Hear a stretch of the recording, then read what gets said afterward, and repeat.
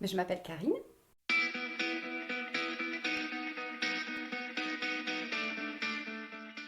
une personne sensible qui aime le partage, l'échange avec les gens, avec un grand cœur. Je suis quelqu'un de réfléchi, qui me permet certainement de ne pas perdre pied et de toujours garder en fait une ligne directive qui me permet d'aller dans le bon sens. Alors ça demande forcément beaucoup, parfois un peu trop de réflexion, mais au final, cette réflexion, je pense qu'elle est importante. Par contre, euh, quand j'arrive à décrocher et, et quand j'arrive vraiment à me dégager de tout ça, oui, j'imagine que la vie est plus douce, plus sereine, plus simple. Je pense que je suis quelqu'un d'assez sensé, d'assez raisonné, mais je pense que j'ai certainement peur de souvent ne pas faire les bons choix. Mm. C'est certainement un manque de confiance en moi. Ah, mes défauts. Ah, peut-être que je suis trop sensible. Mais je sais pas si c'est un défaut en fait. Enfin, c'est compliqué parce que ça peut l'être à la fois et oui et non. Après, j'ai un caractère bien trempé, hein.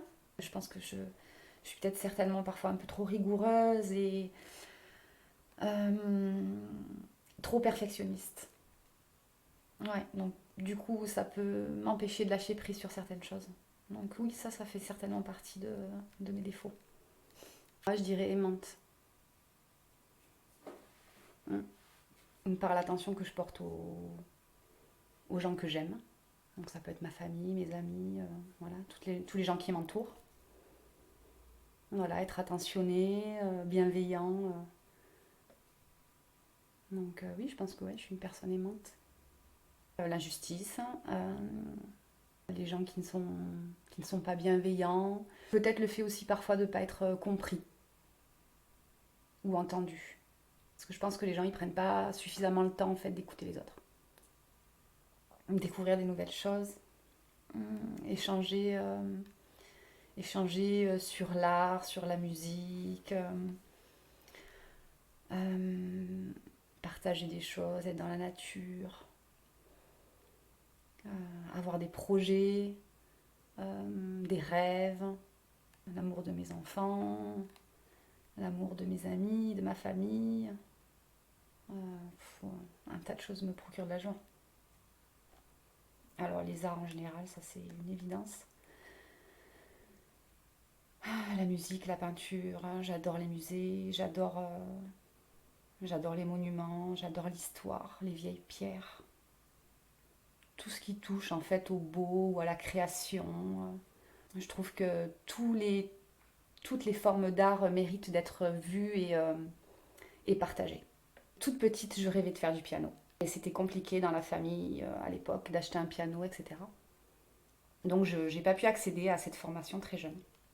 Et je me disais toujours, ben, un jour, quoi qu'il arrive, à n'importe quel âge, t'apprendras à jouer du piano. Et c'est ce que j'ai fait quand mon fils aîné est né. J'ai décidé de me mettre au piano. Donc j'ai commencé à prendre des cours, je ne connaissais rien au solfège. Et en fait, voilà, ça a été une révélation, quoi, quand j'ai commencé les cours. Enfin, j'ai adoré ça, c'était super de pouvoir réaliser ça, même à cet âge-là, quoi. Donc j'avais une trentaine d'années quand j'ai commencé. Et puis je continue en autodidacte, à me faire plaisir, voilà, parce qu'il faut trouver le temps aussi. C'est pas toujours facile de trouver le temps. Mais c'est un instrument qui va continuer à me suivre longtemps, je pense. Enfin, j'espère qu'il me suivra le plus longtemps possible. Et la peinture, c'est quelque chose que j'aime depuis toujours. Et donc, je suis plutôt peinture abstraite et je peins avec mes émotions et avec mes tripes. Voilà. Et je veux pas forcément que les gens voient quelque chose sur la toile. Je préfère que les gens en fait se fassent leur propre idée de ce qui a été peint et qui ressentent des choses complètement différentes en voyant la toile. C'est plutôt ça qui m'intéresse en fait. Je suis pas du tout dans quelque chose dans le réalisme, ce genre de choses. Ça part un peu dans tous les sens. Mais je pense que pour moi, c'est une façon de me libérer, hein. et d'exprimer la personne que je suis vraiment au fond. Je suis vraiment rarement, voire jamais satisfaite du résultat obtenu après avoir terminé une toile ou après avoir travaillé un morceau de piano et le jouer en entier. Parce que je pense que je suis quelqu'un de très perfectionniste et qui aime les choses bien faites, carrées, etc. Même si, à l'opposé de ça, quand je le fais, il y a vraiment un côté libérateur et non réfléchi. Mais par contre, le résultat, il est important pour moi.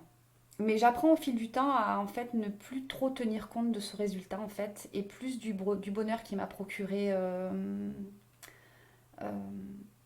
pendant le temps en fait où j'ai peint, où j'ai joué. Voilà. Petit à petit, j'essaye de me détacher de ce perfectionnisme et de plus chercher à voir en fait qu'est-ce que ça m'a apporté de le faire. Et je trouve que c'est plus intéressant. Mais je ne me considère pas professionnelle, suffisamment professionnelle pour avoir la prétention de faire une exposition par exemple. Mais ça pourrait être un rêve, oui, qui serait de côté et je me dis ben, pourquoi pas, selon comment ma vie évolue et selon comment euh, mon activité artistique évolue, peut-être qu'un jour j'aurai ben, cette opportunité de pouvoir le partager avec un plus grand public. Pourquoi pas? Ce qui fait ma force, c'est de ne jamais baisser les bras. Je pense que je suis une femme forte, mais ça peut être aussi ma faiblesse. En fait, être fort c'est bien, mais quand on lâche pas prise, ça peut devenir compliqué. Et c'est très important de pouvoir lâcher prise et de trouver des moments à soi. Je pense que c'est très important. Mais c'est pas toujours facile. Je suis quelqu'un qui s'adapte assez vite à n'importe quelle situation et voilà, le fait d'avoir touché à plusieurs métiers différents et changer, euh, voilà, je pense qu'il faut savoir quand même s'adapter. Donc ça, c'est une force que je pense avoir. Quoi qu'il arrive, je pense que je me dépatouillerai toujours dans la vie. Ouais, je pense que je pourrais dire ça. Après, je suis une personne en bonne santé, j'aime le sport, j'aime les randonnées.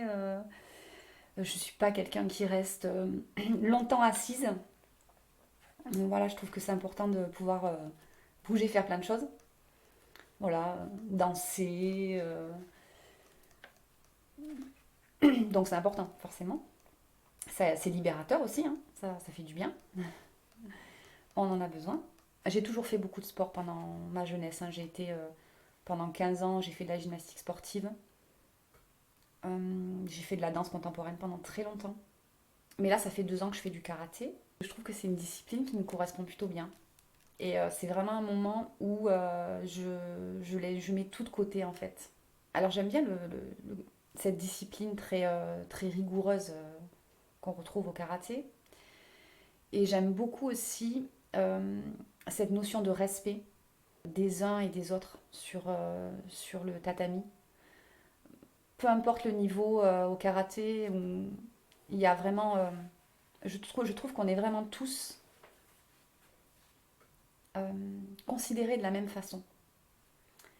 Et je trouve ça plutôt intéressant. Ouais. L'amour a beaucoup de valeur à mes yeux. Ouais.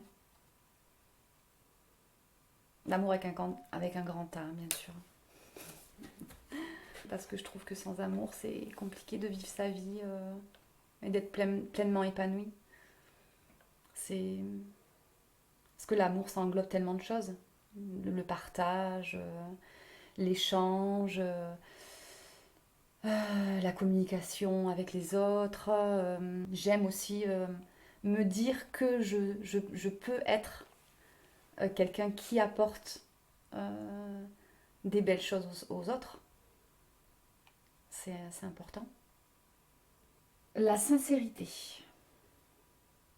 Ouais, j'aime les gens qui sont sincères. Euh, la simplicité, ouais, aussi la simplicité. Voilà, j'aime les gens simples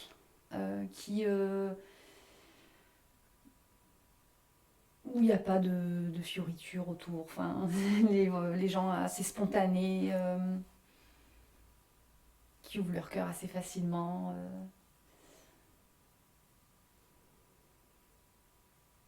Parce que je trouve que les gens qui sont pas sincères, ça c'est quelque chose qu'on ressent quand même chez les. On peut ressentir voilà, une certaine méfiance. Quelqu'un qui est sincère, quand même, généralement, on le sent. Ça se sent. Je pense que souvent, je fonctionne avec les ressentis des gens. Souvent. Et j'ai l'impression que les gens ont du mal à communiquer, à faire confiance.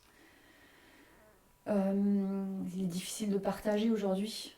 Je trouve qu'il n'y a pas assez de solidarité entre les gens aujourd'hui.